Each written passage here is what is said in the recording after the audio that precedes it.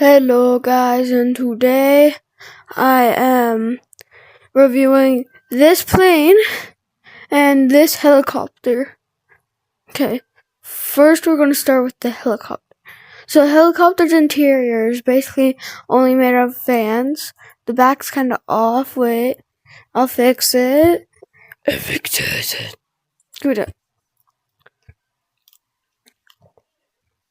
Okay, I fixed it. And then there's the whole thing. And then there's the stabilizers. And then there's multi-people drive.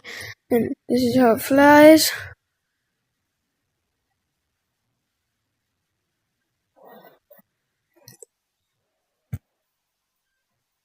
And that's the helicopter, and it's missing something at the top.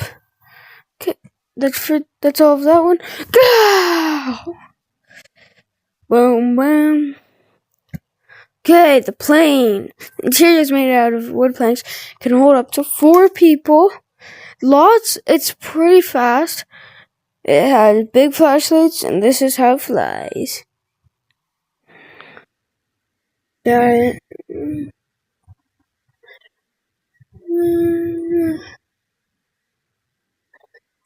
all I have.